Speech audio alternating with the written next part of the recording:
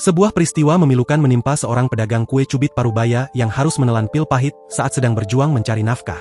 Kisah sedih ini mendadak viral di media sosial dan mengundang rasa iba yang mendalam dari warganet.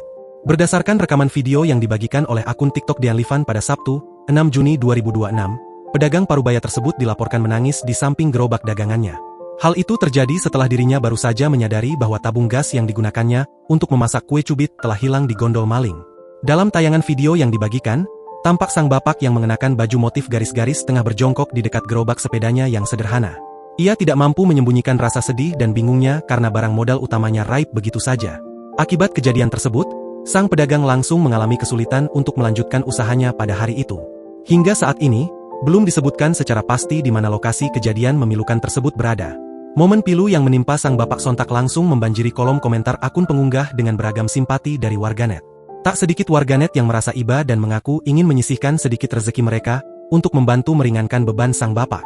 Mengetahui banyaknya antusiasme kebaikan tersebut, sang pengunggah pun lantas bergerak cepat untuk mengabulkan niat baik para warganet. Melalui postingan lain yang dibagikan oleh pengunggah, diketahui jumlah uang pemberian dari para donatur warganet tersebut akhirnya terkumpul hingga mencapai 5,2 juta rupiah. Usai seluruh dana terkumpul, pihak pengunggah langsung menemui sang bapak pedagang kue cubit untuk menyerahkan seluruh uang tersebut secara langsung. Sebelum membuka donasi, pengunggah ternyata juga sempat membagikan rekaman video lain yang memperlihatkan kondisi tempat tinggal sang bapak pedagang yang sangat sederhana.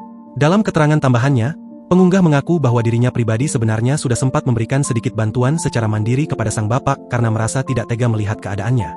Namun, lantaran gelombang netizen yang ingin ikut mengulurkan tangan semakin banyak, ia akhirnya memutuskan untuk membuka lapak open donasi demi memfasilitasi kebaikan publik. Download Tribun X sekarang. Menghadirkan lokal menjadi Indonesia.